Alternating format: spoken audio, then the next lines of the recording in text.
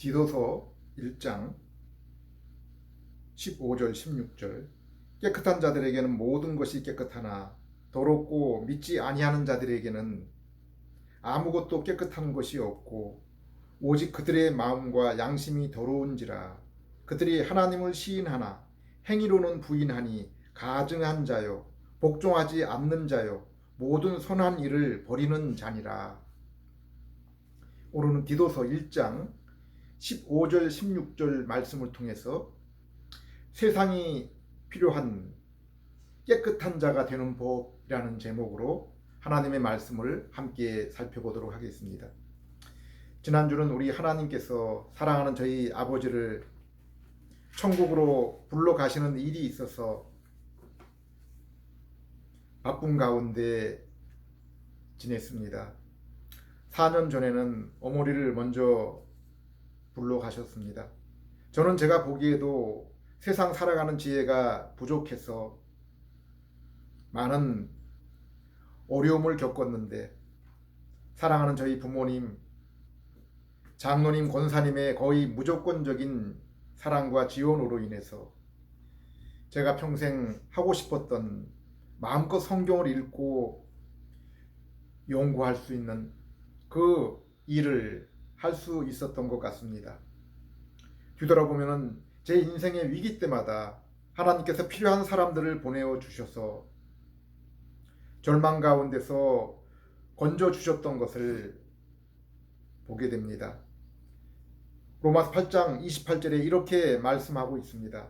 우리가 알거니와 하나님을 사랑하는 자 곧 그 뜻대로 부르심을 입은 자들에게는 모든 것이 합력하여 선을 이루노니라. 또 고린도전서 3장 21절 22절은 이렇게 말씀하고 있습니다. 그런즉 누구든지 사람을 자랑하지 말라. 만물이 다 너희의 것임이라. 바울이나 아볼로나 게바나 세계나 생명이나 사망이나 지금 것이나 장래 것이나 다 너희의 것이요. 얼마나 감사합니까? 지금 현재 우리가 누리고 있는 것뿐 아니라 지금 우리가 가지고 있는 것뿐 아니라 장래 곧 천국에서 누릴 것도 이미 우리의 것이 되게 하셨다고 했습니다. 마태복음 13장에는 천국에 대한 비유가 나옵니다. 한 농부가 남의 밭에 보화가 감추어진 것을 발견했습니다. 진주 장사가 자신이 찾았던 값진 진주를 마침내 찾았습니다. 그래서 어떻게 했습니까? 그 농부와 장사꾼이 자신의 전 재산을 팔아서 밭에 감추인 그 보물, 값진 진주를 샀습니다. 여기 이 보물과 진주가 무엇입니까? 천국입니다. 영생입니다. 천국이요 영생이 되신 그리스도이십니다. 바울도 자신의 종교적 신념을 수행하기 위해서 다마스커스로 가는 도중에 하늘로부터 음성을 듣고 예수님을 만나게 됩니다. 극적인 중생과 믿음의 순간입니다. 바울은 이 사건에 대해서 빌립보 3장 8절 9절에 이렇게 말씀하고 있습니다. 또한 모든 것을 해로 여김은 내 주 예수 그리스도를 아는 지식이 가장 고상하기 때문이라. 내가 그를 위하여 모든 것을 잃어버리고 배설물로 여김은 그리스도를 얻고 그 안에서 발견대로 함이니 내가 가진 의는 율법에서 난 것이 아니요 오직 그리스도를 믿음으로 말미암은 것이니 곧 믿음으로 하나님께로부터 난 의니라. 바울이 중생하여 예수님을 믿은 후의 삶에 있어서는 예수 그리스도를 아는 것이 이제 가장 가치 있는 일이 되었습니다. 그래서 앞에서 설명한 농부와 진주 장사처럼 이제 다른 것에서는 흥미와 기쁨과 가치를 잃어버렸습니다. 오직 바울의 관심은 그리스도를 더욱 분명하게 붙잡는 것이고 그리스도 안에서 자신을 발견하는 것입니다. 여기서 그리스도를 얻는 것은 믿음으로 인해서 자신이 하나님 앞에 의로운 존재와 신분으로 서게 된 것을 말합니다. 우리는 예수님을 믿음으로 이제 하나님 눈에 아무 죄가 없는 것처럼 죄의 용서를 받고 하나님이 요구하시는 의의 기준에 도달한 의인으로 인정을 받았기 때문에 이제는 가장 존귀하신 하나님께 담대하게 용기를 내어서 나아갈 수 있게 된 것입니다. 그리고 이제 우리는 그 안에서 발견됩니다. 이것은 영적인 성숙, 성화입니다. 믿음을 통해서 하나님 아버지와 첫 만남을 이룬 하나님의 백성, 하나님의 자녀들의 온통 관심은 이제 영적인 자라남입니다. 포도나무 원가지인 예수님께 부침을 받아 말씀과 성령으로 수액을 공급받아 하나님과 더욱 깊고 풍성한 교제를 나누며 그로 인해 성령의 풍성한 열매, 곧 인격의 열매를 맺어가는 것입니다. 그리고 성경이 말씀하는 하나님께 영광을 돌리며 하나님 영광을 드러내는 것은 바로 우리의 영적으로 성숙한 이 인격의 모습을 통해서입니다. 그러므로 이 중생과 믿음의 신령한 새 세계에 들어온 성도는 목사님의 설교를 통해 내가 죄인인 것과 내 죄를 위해 십자가를 지신 예수 그리스도를 믿어 이제 영적으로 갓 태어나고 어린 아이가 되는 것뿐 아니라 지속적으로 영의 양식인 말씀을 읽고 사모하여 하나님에 대한 충분한 지식과 영적인 은혜를 경험해야 됩니다. 그래야 스스로 영적으로 청년같이 설 수 있으며 세상의 유혹과 시험을 이기고 마귀와의 그 싸움에서 이길 수가 있는 것입니다. 그리고 끊임없이 성경을 연구하여 하나님과 자신에 대한 깊은 지식을 가지고 하나님 아버지와 깊은 교제와 그로 인해 교회를 든든히 세우고 성도를 가르치고 양육하는 데 부족함이 없게 되는 것입니다. 그래서 베드로 사도는 베드로후서 3장 18절에 이렇게 말씀하고 있습니다. 오직 우리 주 곧 구주 예수 그리스도의 은혜와 그를 아는 지식에서 자라가라. 영광이 이제와 영원한 날까지 그에게 있을지어다. 우리는 주님 앞에 서는 날까지 성경을 통해서 예수님을 배워야 됩니다.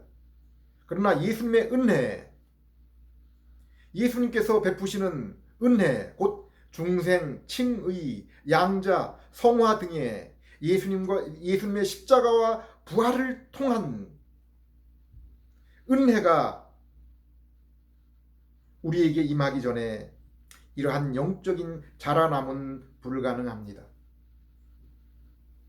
영적인 태어남이 있어야 그 후에 영적으로 자라나는 것이 있는 것입니다. 그래서 저도 이 시간 이 은혜가 임하도록 이렇게 복음의 말씀을 전하고 있는 것입니다. 오직 하나님의 은혜, 성령의 중생의 역사는 우리가 복음의 소식, 곧 예수 그리스도의 죄인을 대신하는 십자가와 부활의 소식을 들을 때 일어나기 때문입니다. 고린도서 3장에 하나님의 택하심을 받은 이스라엘조차도 하나님의 영광을 보기 위해서는 특별한 은혜가 필요했습니다. 그들 얼굴이 수건으로 가려져 있어서 그들이 비록 성경, 곧 구약 성경을 읽을 때 은혜를 받고 깨달아서 하나님의 영광의 얼굴을 배워야 되는데 그럴 수가 없었습니다. 그들은 열심을 내어 농부처럼 수고하며 상인처럼 진주를 찾아 헤매었지만은 발견할 수가 없었습니다. 그런데 언제 그 수건이 벗겨지고 하나님과의 만남이 이루어집니까? 고린도후서 3장 16절 그러나 언제든지 주께로 돌아가면 예수님께로 돌아가면 그 수건이 벗겨지리라. 사도행전에서 스데반, 아볼로 그리고 사도 베드로와 바울의 설교를 한번 자세히 살펴보십시오. 설교의 내용, 그 설교의 핵심이 무엇입니까?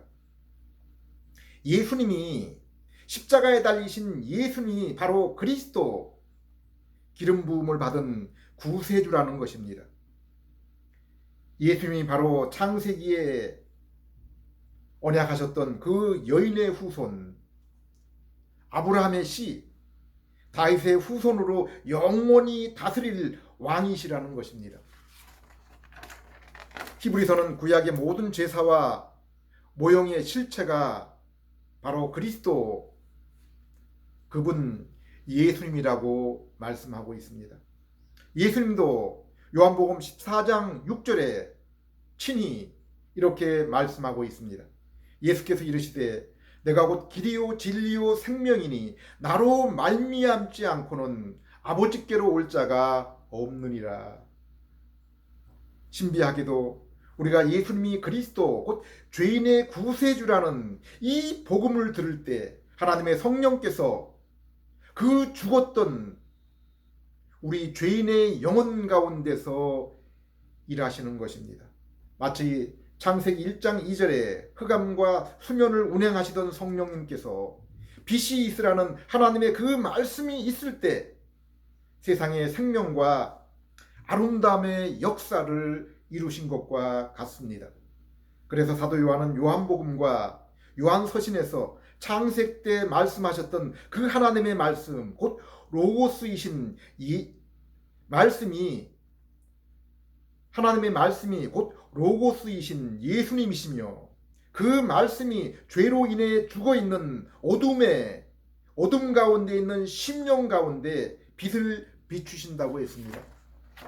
그리고 이 생명의 복음의 소리가 들리고 빛이 비추이는 곳에 성령님의 생명의 역사가 있는 것입니다. 고린도서 3장 16절 주는 영이시니 주의 영이 계신 곳에는 자유가 있느니라. 18절 우리가 다 수건을 벗은 얼굴로 거울을 보는 것 같이 주의 영광을 보매 그와 같은 형상으로 변화하여 영광에서 영광에 이르리니 곧 주의 영으로 말미암음이니라.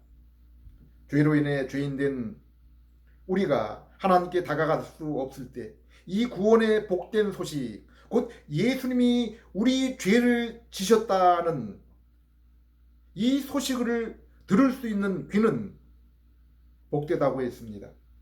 그리고 하나님은 우리 죄인이 이 복음의 소식을 듣는 그 마음과 심령 가운데 하나님의 성령이 역사하게 해서 복음을 깨달을 수 있는 지식과 그리고 그 지식을 그 진리를 사랑하고 자신의 죄를 슬퍼하는 감정을 새롭게 해주시고 또 우리의 새롭게 된 의지를 자극해서 예수 그리스도에게 나와서 예수님을 구세주로 고백하고 자신의 인생의 주인으로 삼게 되는 것입니다. 이것이 바로 죄로 인해 자신의 마음을 가렸던 수건을 걷어내고 주님의 영광, 곧 주님의 얼굴을 보는 것, 우리 주님을 만나 친교를 이루며 하나님의 함께하심, 임재를 경험하는 것입니다. 인생은 하나님의 형상으로 창조되어 우리의 지정의 인격을 통해서 하나님과 교제하도록 지음을 받은 존재입니다. 그래서 성경은 모든 인생에게는 영원을 사모하는 마음이 있다고 했습니다. 비록 죄로 인해서 하나님과의 사귐이 끊어지고 지식, 감정, 의지, 양심이 죄로 인해서 스스로의 힘으로는 하나님을 찾을 수도 만날 수도 없게 되었지만 이처럼 모든 인생에게는 자신을 지으신 하나님과의 사귐을 그리워하고 있는 것입니다. 그러므로 이러한 인생은 어거스틴의 고백처럼 아무리 세상과 인생을 통해서 하나님과의 교제에서 얻었던 그 기쁨을 찾으려고 해도, 그리고 세상의 종교와 철학을 통해서 하나님의 모습을 찾고 만나려고 해도 할 수가 없는 것입니다. 오직 예수님이 그리스도이신 것을 깨닫고 예수님께 자기의 인생을 맡길 때까지는 결코 하나님의 얼굴을 뵐 수도, 그 신기한 만남과 교제를 이룰 수도, 그로 인해 말로 표현할 수 없는 평화와 기쁨을 맛볼 수도 경험할 수도 없는 것입니다. 또한 이 만남을 경험한 사람은 마치 청동 거울로 주님의 얼굴을 본 것처럼 처음 만남, 영적 어린 아이 때의 믿음이 말씀과 성령님의 인도로 점점 더 영적으로 성숙해져서 더욱 온전히 하나님을 뵈며 그로 인해 더욱 깊은 교제와 임재를 누리며 이 땅을 살아가게 되는 것입니다. 그러므로 성도는 어떤 환경에서도 가롯 유다처럼 결코 낭망하거나 절망하지 않습니다. 그리고 헤롯처럼 스스로 신으로 착각하여 우쭐하지 않습니다. 왜 그렇습니까? 성도는 자신이 하나님을 만나기 전에 얼마나 미천하고 불쌍한 존재, 곧 하나님을 대적한 죄인인지를 아는 사람들입니다. 그리고 우리를 대신해서 죄를 지시고 우리 대신 의를 이루신 예수님을 믿어 이제 새로운 신분과 자격과 성품을 받은 자들이기 때문입니다. 고린도서 1장 28절에서 31절, 하나님께서 세상의 천한 것들과 멸시받는 것들과 없는 것들을 택하사 있는 것들을 폐하려 하시나니 이는 아무 육체도 하나님 앞에서 자랑하지 못하게 하려 하심이라. 너희는 하나님으로부터 나서 그리스도 예수 안에 있고 예수는 하나님으로부터 나와서 우리에게 지혜와 의로움과 거룩함과 구원함이 되셨으니 기록된 바 자랑하는 자는 주 안에서 자랑하라 함과 같게 하려 함이라. 제가 미국 세인트루이스에 있을 때 한 교회에서 어떤 성도 한 분을 교회까지 태워주고 또 그분의 집까지 데려다 주기를 몇 차례 해주었던 그러한 적이 있습니다. 그런데 그분은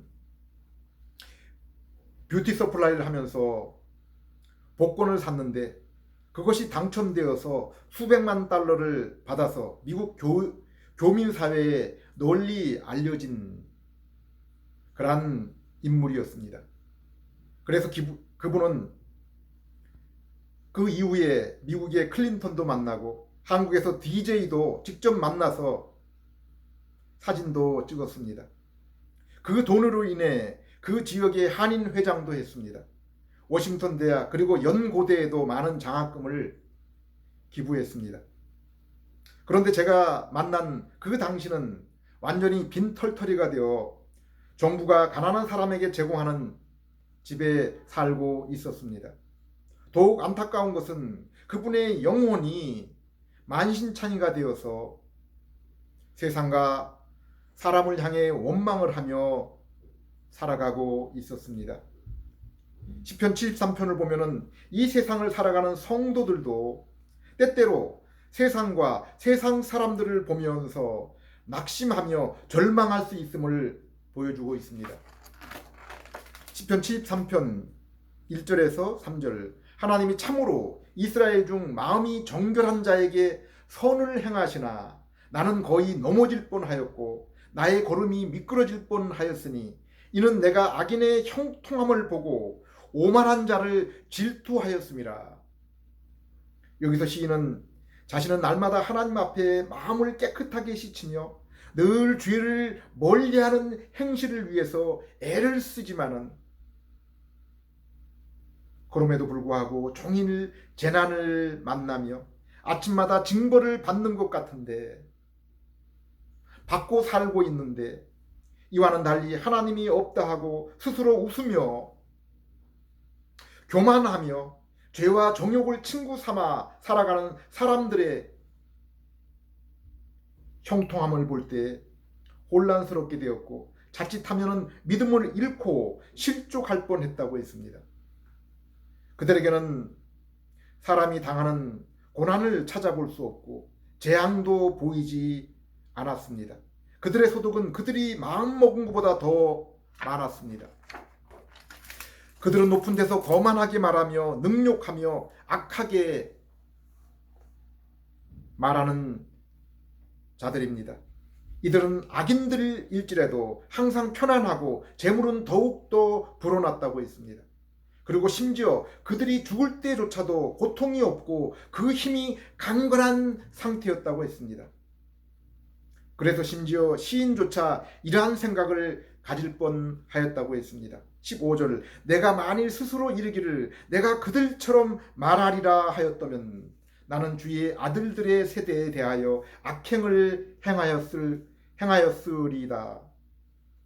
시인이 만일 이 땅에서 믿는 의인이 마치 저주처럼 보이는 인생을 살아가며 악인의 강건함과 형통함을 보고 자신의 믿음과 발걸음을 악인과 같이 했다고 하면은 성도들에게 얼마나 큰 상처를 주었을지를 생각해 보았다고 했습니다. 그러나 시인의 이러한 잘못된 부러움과 시기는 하나님을 향한 원망은 시인이 하나님의 성소에 들어가고 나와서 깨닫게 되었다고 했습니다. 16절 17절 내가 어쩌면 이를 알까 하여 생각한즉 그것이 내게 심한 고통이 되었더니 하나님의 성소에 들어갈 때야 그들의 종말을 내가 깨달았나이다. 여기 하나님의 성소에 들어갔을 때 깨닫게 되었다는 것은 시인이 지금까지의 형식적인 신앙생활에서 이제 참된 진리의 지식을 통해서 곧 성령님의 중생을 통해서 예수 그리스도를 믿고 하나님과의 신령한 만남, 임재를 체험하는 순간을 말씀하고 있습니다. 골로새 1장 6절에도 복음을 듣고 참으로 하나님의 은혜를 깨달은 날부터 열매를 맺고 자라나게 된다고 했습니다. 시편의 시인도 이제 복음을 통해서 중생하여 예수 그리스도를 믿고 영적인 눈이 열려서 하나님을 뵙고 신령한 교제를 시작하면서 자신이 새로운 존재로 새로운 사명 가운데 있게 될 때 비로소 세상과 육신의 형통을 더 이상 관심을 갖지 않고 부러워하지 않게 된 것입니다. 그래서 시인은 마침내 이렇게 신앙 고백을 합니다. 25절 26절 하늘에서는 주 외에 누가 내게 있으리요 땅에서는 주밖에 내가 사모할 이 없나이다. 내 육체와 마음은 쇠약하나 하나님은 내 마음의 반석이요 영원한 분깃이니라. 이것은 또한 시인뿐 아니라 모든 중생하고 진실로 예수 그리스도를 만난 성도들의 한결같은 신앙 고백인 것입니다. 성경은 이 세상 사람들의 삶은 터진 웅덩이와 물없는 샘 그리고 지탱할 반석이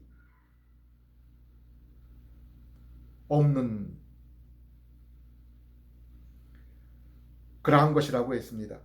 예수님도 산상수훈에 이렇게 말씀했습니다. 마태복음 7장 24절에서 27절 그러므로 누구든지 나의 이 말을 듣고 행하는 자는 그 집을 반석 위에 지은 지혜로운 사람과 같으리니 비가 내리고 창수가 나고 바람이 불어 그 집에 부딪히되 무너지지 아니하나니 이는 주추를 반석 위에 놓은 까닭이요 나의 이 말을 듣고 행하지 아니하는 자는 그 집을 모래 위에 지은 어리석은 사람 같으리니 비가 내리고 창수가 나고 바람이 불어 그 집에 부딪힘에 무너져 그 무너짐이 심하니라.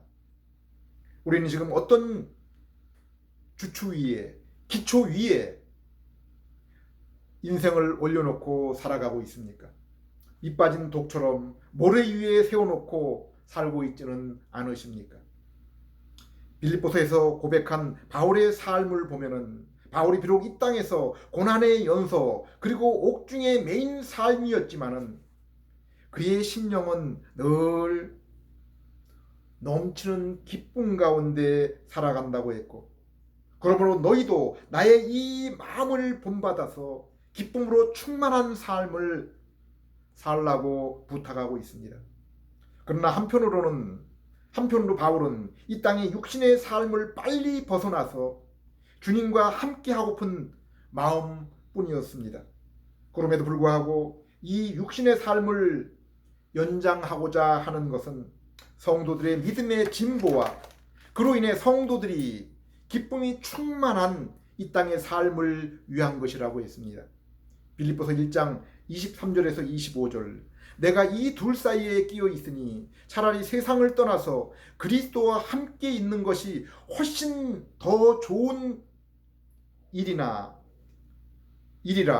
그렇게 하고 싶으나 내가 육신으로 있는 것이 너희를 위하여 더욱 유익하리라. 내가 살 것과 너희 믿음의 진보와 기쁨을 위하여 너희 무리와 함께 거할 이것을 확실히 아노니. 지난번에도 말씀을 드렸지만은 바울의 서신서, 특별히 로마서, 에베소서를 보면은 전반부는 교리에 대해서 그리고 후반부는 실천에 대해서 뚜렷하게 구별되어 있는 것을 볼 수 있습니다. 슈라이너 목사는 이것에 대해서 존재와 사명으로 구별하고 각 문장 또한 직설법과 명령법으로 구별되어 있다고 설명하고 있습니다.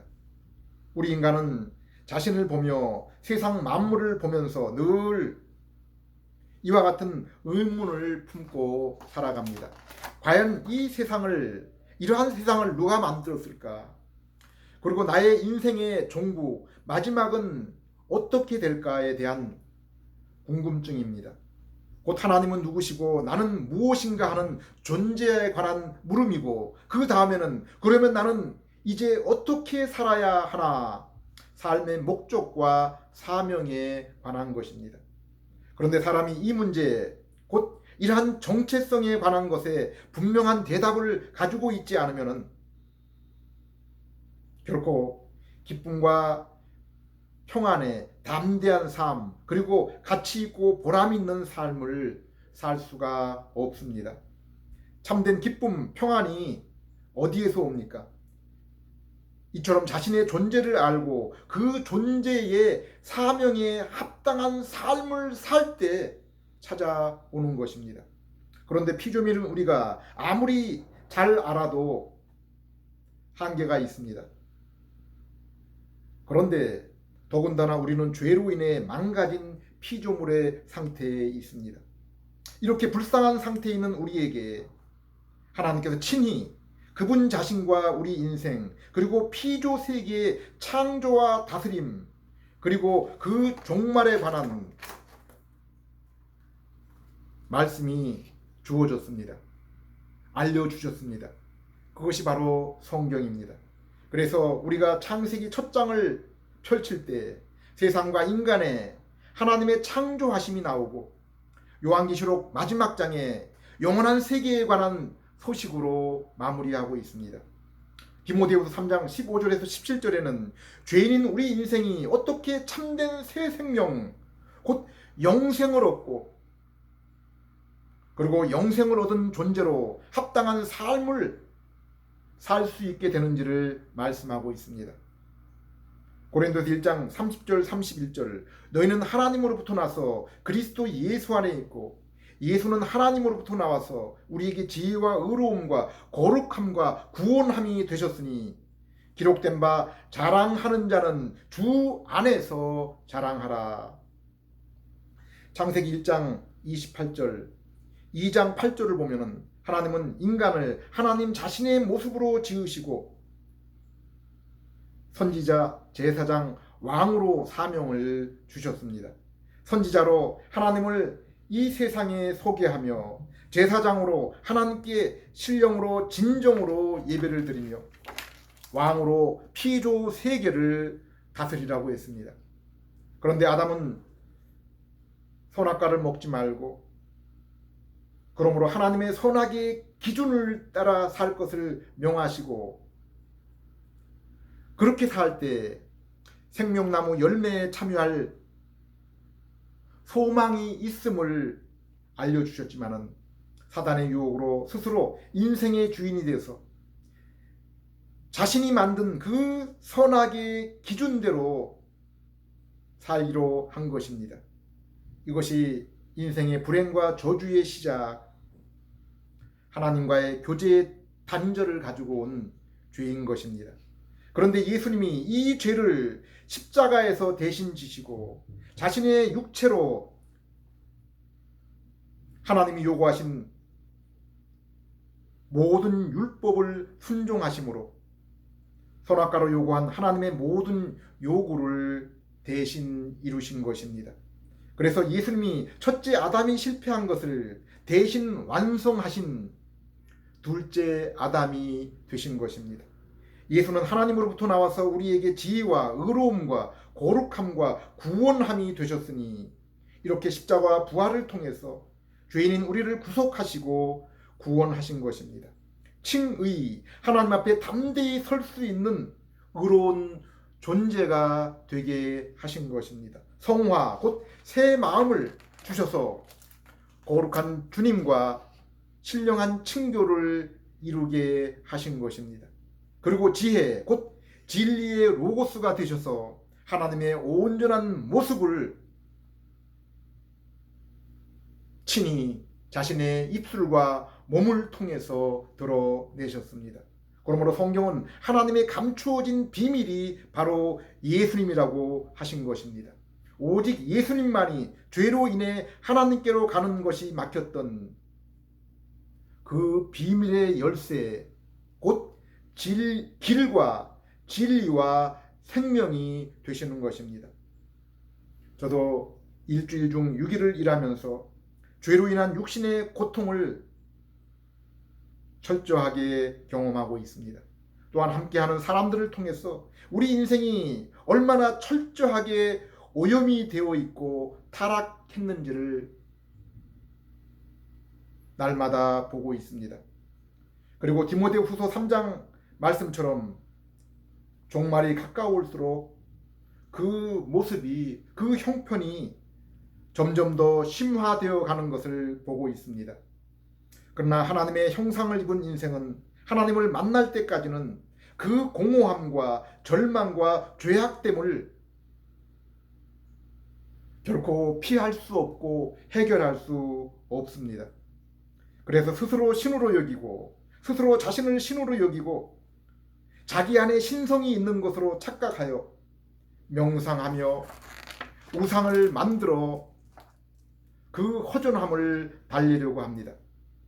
로마서 1장은 하나님을 떠난 인간의 이러한 어리석은 상태에 대해서 잘 설명하고 있습니다. 사랑하는 여러분, 우리는 점점 더 어두워가는 시대의 종말을 살아가면서 우리 주변에서 그리고 세상 곳곳에서 얼마나 많은 이러한 신음과 절망과 고통의 모습을 보면서 살아가고 있습니까? 여러분 또한 그러한 위로의 손길이 필요하고 있지 않습니까?